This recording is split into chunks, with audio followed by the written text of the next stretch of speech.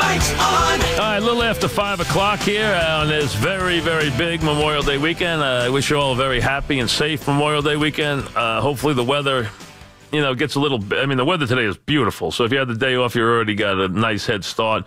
The weather forecast is not wonderful tomorrow. It's bad on Sunday. Iffy on Monday. Not a lot of sun in the forecast. And they stretch it. If they can put the sun on... They put the sun on for the Memorial Day weekend. I mean, if they can do it. But they're not showing a lot of sun the next 3 days, but we'll keep our fingers crossed and hope for the best. The Yankees and the Angels, then the Astros on Monday, the Mets and the Brewers, then the Mets in Atlanta on Monday playing a day-night doubleheader. Tonight it's Syndergaard. Tonight it's Severino. So the Yankees, Severino's off to Severino's having just a very quietly, and no one's really talked about him very much, had a really good season so far. He's become one of the better pitchers in baseball. He's consistent. He's durable. He shows up every game. I mean, he's become a terrific pitcher. He's kind of quietly gone about being a very, a very, very consistent pitcher. He really is. He's very much that. Jason in Rockaway, what's up, Jason? I want to know from now until the deadline, who do you think the Yankees will get? What deadline are you talking about? The trade deadline? The trade deadline. Yeah. You're still months and months away. You got a long way. You got a lot of baseball to play. You're going to knock another 60, 70 games off the schedule. It can change dramatically. So you don't want to play your chip too soon in this game because you want to, and then let's say a team goes into a bad slump or gets a bad injury, and now they make a pitcher available, but you've already played your chip. You want to play the right chip here if you're the Yankees because you're looking at winning a championship this year, which means tough playoff series. I know Cleveland's had a weird year. They could be very good by the time October comes. I know that the Astros clearly, with what they have in that pitching staff, I mean, they are going to be very, very tough with that pitching staff. And then you have the Red Sox. I mean, those are three very formidable teams to beat in the postseason. So the Yanks are going to have to be a little better in the pitching department, and hopefully they will be. I think they're going to make a big move here somewhere, but they don't have to rush. That's the one thing. They got a couple of months to let this play out, and they don't want to move too soon. I mean, and Cashman's good at this. He knows what he's doing. Billy in Connecticut. What's up, Billy? Hi, how are you, Mr. Francesa? What's going on? I just wanted to talk to you about the anthem policy, if you don't mind. Good. So from a labor standpoint, you can't make an employee do something that's not a bona fide occupational qualification. And I understand Wait a second. Give me it one more time. Bona fide occupational qualification, meaning you have to do this in order to complete your task as an employee. And I understand the NFL. So you're trying to tell me you can't tell the players to stand at attention for the national anthem? You sure can. No, well, hear me out. So what I'm saying is the NFL would say, what the NFL would have to say is that it's affecting our sponsors, so you have to do this because it's affecting our sponsors. The NFL doesn't have to mention the sponsors. They just have to say, here's the rule. Here's the rule. Case closed. Does the NFL have a rule about what color shoes you can wear on the field? Yes, they do. Do they have a rule about certain things about you can and can't wear on your uniform? Yes, you do. Same thing. Here's the rule. You stand at attention. I'm just telling you. And one thing, though, Billy, you might not be aware of, it has been a rule all these years. It has been a rule. It's a rule that the NFL just took out of the code of behavior this year. It was in there last year. They didn't enforce it. It was in there last year. So they already had a rule going into last year. But all I'm going to say is that if you look back to pre-2009, players were not on the field. So I think that is not true either. It was based on a team to team. Some teams, they were on the field. Some teams had their teams come out of the tunnel after the national anthem. They started coming out in unison before the national anthem in 2009. You're correct. But to say that there were no players on the field standing for the anthem before 2009 is not correct. Some teams were doing it for many years before that. It was not done by all teams. Some teams had their players burst out of the locker room after the national anthem. Some teams came out and stood at attention before the national anthem. So it depended on the team. To say that there are no teams, there are many teams that had their out there before the national anthem, but not all teams. It was not a rule. It was not a uniform policy until 2009. You're correct. But there were teams that did it before 2009. And if they were on the field, they stood at attention. Okay, depending on the team. Some teams even had rituals about where people stood and who stood next to them. A little superstitious. Mark in Carolina, what's up, Mark? Mike, how are you? Good. What's happening? Good, man. Mike, I consider you to be fair, honest. Yeah, sure. Generally, you're right on the money, and I will even give it to you, Mike. Even with this NFL thing, I think you're absolutely right in terms of, what the owners have a right to do and not to do. But can you confirm something for me, first of all? I don't know. Go ahead. I've heard people throw around hypocrites, and these guys are millionaires. They got the chains and drive to their. To me, one has nothing to do with the other. But confirm this, Mike. What? Does the NFL get paid by the federal government to have these flyovers? Yes. And to have the national anthem played? Yes. During games? Yes. Is that a fact? Yes. So we want to talk about hypocritical, Mike. You know as well as I do, because I've heard you say this a million times. If the NFL can't get a penny out of it, they won't do it. Correct.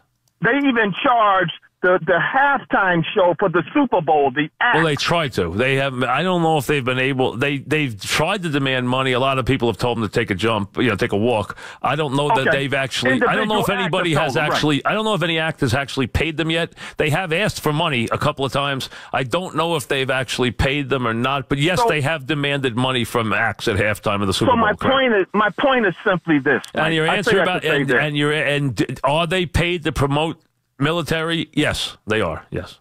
So my point, I say that to say this, Mike, because people that's gotten all wrapped up, because unfortunately, this is not a racial issue, but it's a race issue because of the comments that I've heard people make. But do people know that initially Colin Kaepernick sat down during the national anthem and nobody even noticed, Mike, but he got a call from a military vet. And he met with the vet, and the vet said to him, because Kaepernick made it clear, I'm not trying to disrespect the flag or the military. Which I agree. It was the military vet, Mike, who told him, well, if you want to do it in a respectful way, because this is what we do also, you can kneel during the national anthem, and that won't be disrespectful. And that is why. But I think the military vet was off because, listen, people kneel. Like if a player gets hurt in a game, people kneel down. Some pray, but some kneel to take a knee. When gets injured is something that's done on the field.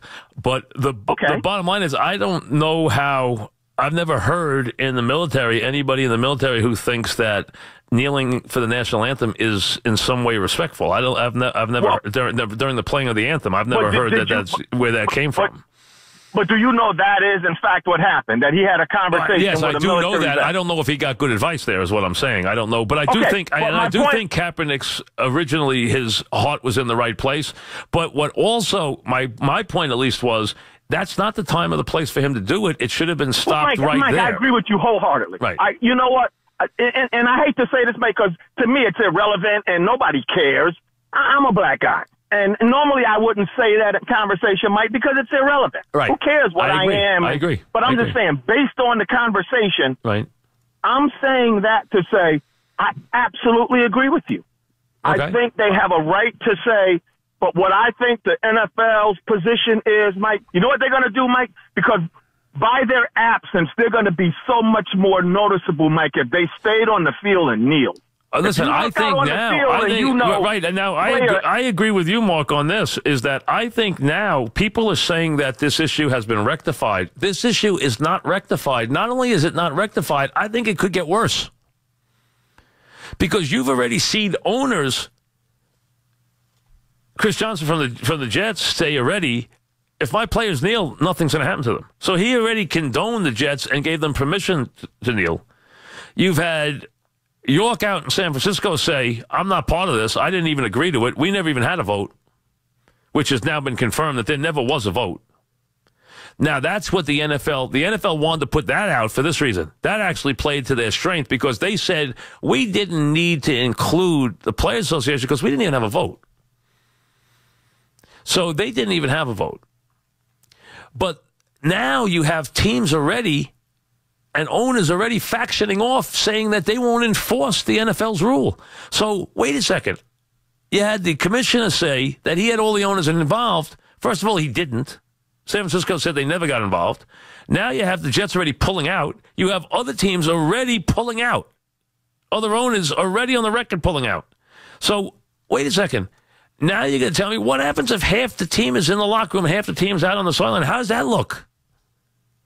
And what happens when somebody takes a knee on the sideline? You don't think someone's going to do it? They absolutely are.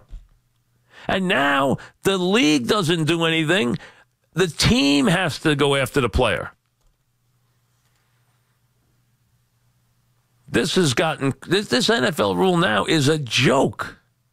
It's going to be worse, not better. They have messed this up from Jump Street.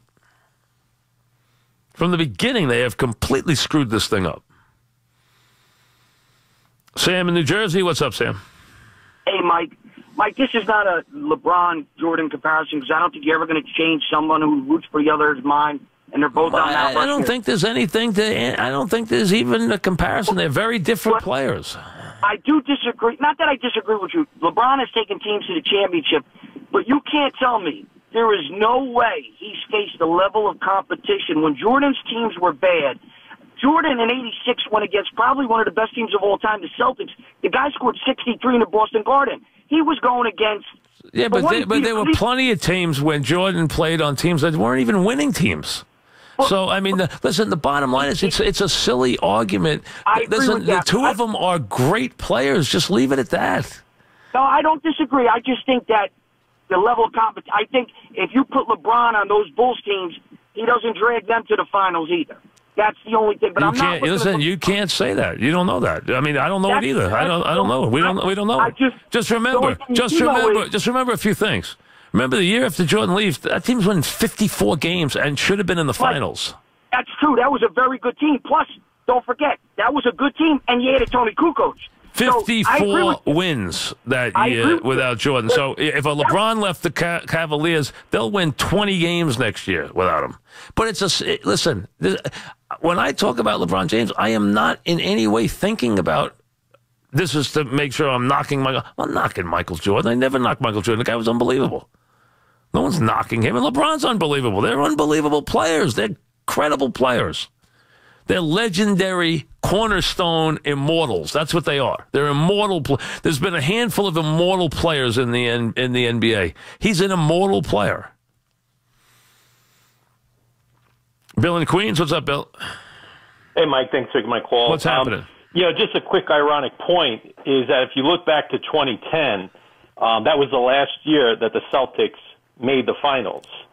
And that was also the year that they beat the Cavaliers and LeBron left. So I just think that's kind of ironic. And I think it's got a very good chance of it happening again.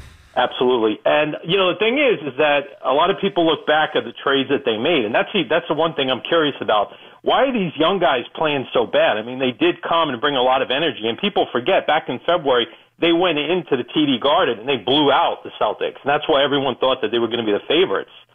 Once they made those trades. Why are these guys like Hood and Clarkson, why are they playing so bad? They haven't even connected with the team. It's unbelievable how they have become non-factors. And, they got to a point where they couldn't rely on them. I mean, you saw Clarkson give you a couple of minutes. Hood's done nothing. I mean, Clarkson, they get minutes out of Hill, but it falls back on. Who does it fall back on? It falls on, obviously, Love. It falls on Thompson. It falls on J.R. Smith. It falls on Korver. That's it. They fell back on the guys they could trust.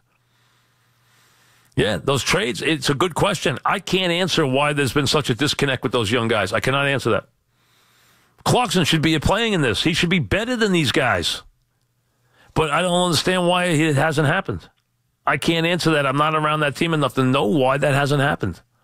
But they have not been able to count on those guys. John in Rockland County. What's up, John? Hi, how are you today? And welcome Thank back. you. What's happening? I'm kind of stuck in the middle of this issue with the NFL because I understand where they're coming from, right? The thing is, I remember not too long ago during the Olympics, you had two brave gentlemen raise their the fifth with the black. I forgot. Oh, back in Mexico. You mean Tommy Smith and Juan Carlos? John Carlos and Tommy Smith back in Mexico City? Yeah, 1968. 1968, yes, absolutely. Yeah. Yeah, so I believe in that, right? And again, if they're and remember what a furor that caused for them to put those gloves on. Right, and again, I get that, but they did make a statement. And then again, if it is a protest, last time I checked, you kind of need like a license or something, something that do a protest legally. Otherwise, it's more like a mob scene. So I'm kind of stuck in between. But they were two brave gentlemen, and they did set a statement. Till this day, we're talking about it. So I just want to put my 2 cents in. But thank you. Well, they did that, but they basically did that without anybody's mention or approval, and no one knew they were going to do it. Is my understanding. No one had any idea they were going to do it. Right. Now, somebody brings up Muhammad Ali. Muhammad Ali was a completely different case. Muhammad Ali clearly was taking a stand against what he felt was a lot of things going on in America. But Muhammad Ali, the only reason he didn't go to jail was because of the fact that the Supreme Court ruled that he was a bona fide, religious, conscientious objector, the equal of Jehovah's Witness. If he did not have that happen and they overturned his case, he would have spent 5 years in jail. And that was the last resort. He was going to jail.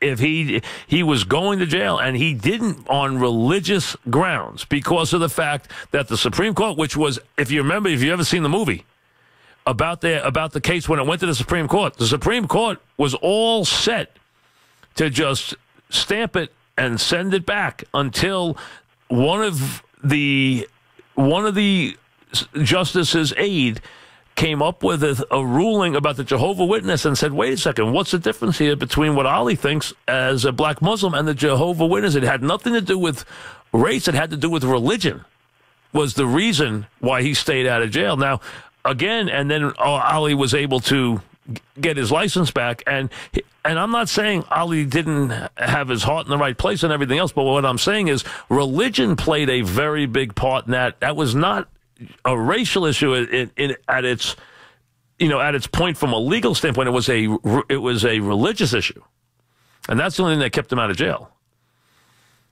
on that case. I mean, because that's what he said. He said, I will only fight in a war that deals with the Muslim race and for fighting for my religion. That's it. And they took him as being sincere. Chris in Mattawan, what's up, Chris? Hey, what's going on, Mike? What's happening? 2 quick questions I wanted to ask.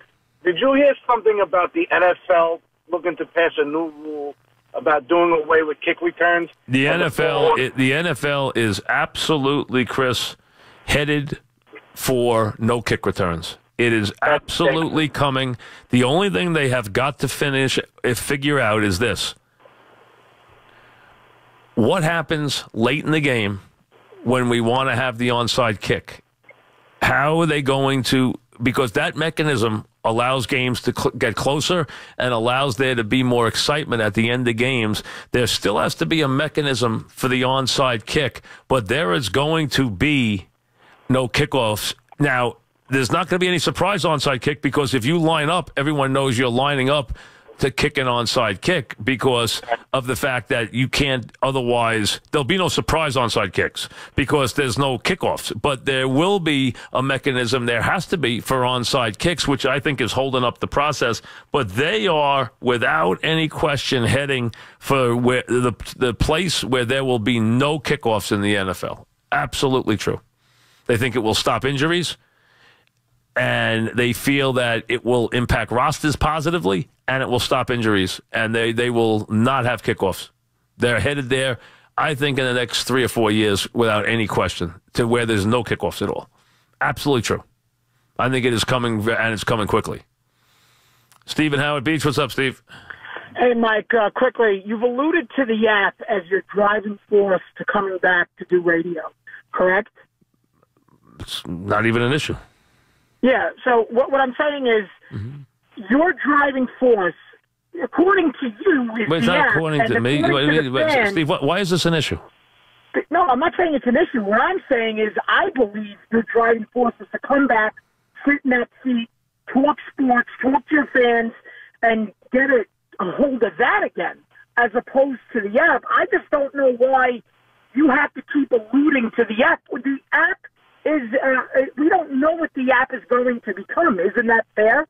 But what you don't understand is if we hadn't made a deal for the app, I wouldn't be here. I understand. So that is I would not be sitting. I would not be if I had not brought Intercom in as a partner. I would not be here. I understand that. So that you obviously don't. So if there had not been a conversation, if there had not been a conversation about things that we needed, without getting too, I can't tell you the certain things, but without things I needed from the company to get the app started, that if I had not had those conversations and we had not made an agreement on the app, there would have been no return. It was the return came off that. The return came off that. The conversation had to do with the app. It did not start with me coming back.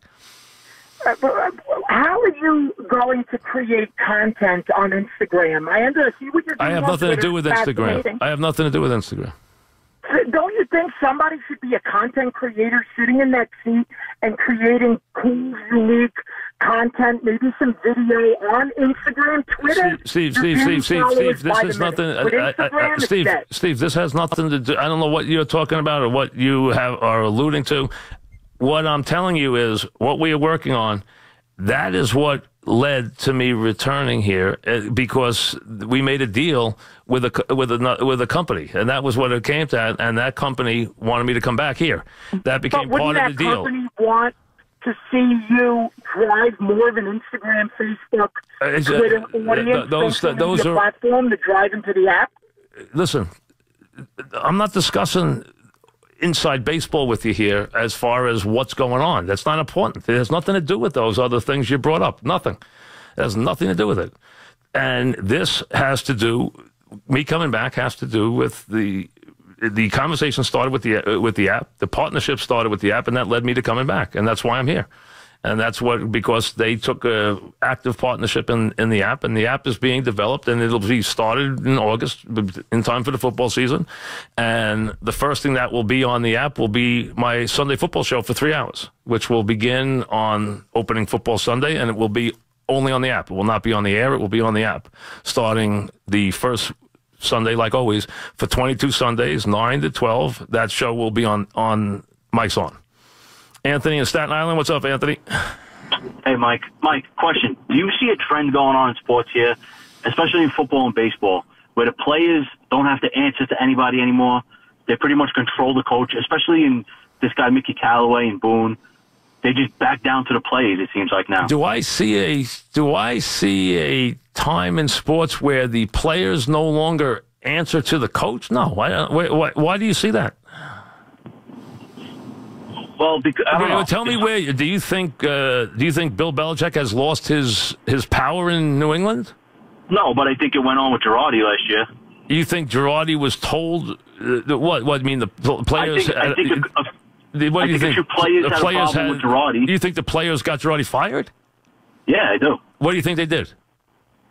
Well, a few of them didn't like them, obviously, and they said something to Cash and maybe. What other reason would he get fired, though? But because the guys who run the team felt that it was time for a new voice. That's their prerogative after 10 years. That's all that they felt. I mean, did he have every player love him? No, but how great did that team play last year? Do you think there was a problem on that team? That team came within an eyelash of going to the World Series. How did that team not perform? So how does a guy like that get fired? Because they decided that they needed a new voice. That's all. And they're allowed to make that decision. Look at Pat Riley's record with the Lakers. Why did he leave the Lakers? What about Callaway saying, we got to be nice, we have to please the players? Well, listen, I think there are now coaches and managers now who feel that they want to have a different relationship, and they're not the dictators that maybe managers and coaches had a habit of being years and years ago. And I think people have alluded to, and maybe to an extreme, that players have changed and that you have to treat them differently. And I don't think you have to treat them all that differently, but I'm not coaching these kids. All right. So maybe they're right and I'm wrong.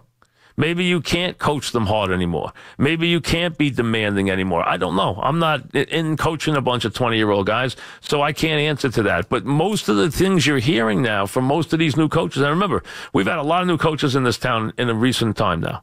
You've heard from a new Knicks coach. You've heard from a new Ranger coach. You've heard from a new Met coach, a new Met manager, a Yankee manager, a Giant head coach. You've heard from a lot of new coaches in a very short amount of time. And for the most part, they've all said the same thing, that basically players want to be treated differently. They want to be, they want things explained to them. They just don't want to be told something. They want it explained to why it has to be this way, et cetera, et cetera. So, yes, they are taking a more non-confrontational approach, I think is the best way to say it, with players now. And they're being more inclusive in the decision-making with the players now. Do they have to be that way? Maybe. I'm not sure if they do or they don't. I'm sure there's guys who still do it the old way and it still works. Depends on your team. And it depends on your talent. Keith in the Bronx. What's up, Keith? Mr. Francesa, great show. Great job with the Twitter. What's happening? Stick with it. What's happening? Question for you about the NFL, and don't want to talk about the issue, but I'm curious, I'm too young to have been around for the USFL, and, there's 2 new competitor leagues starting up. How far away are we right now from, what the state of the NFL was in the early 80s? Do you think there's any possibility for either the new XFL or what's the other one? A successful league against them? Or something? None. Yeah. 0. What would it take? What would it take? Less chance. Why is it 0? 0 because they don't have the money to compete for players. They no longer can compete with the NFL. They don't have the resources to compete. They can't get the TV contracts. They can't get the stadiums. And they have no right without that where they can generate tremendous money. They cannot compete with the contracts now that these players are paying. You think anybody's going to rip up their NFL contract to go play in a league where they can't get paid 1/8 of what they're getting paid in the NFL? Not a chance in a zillion years. Back after this.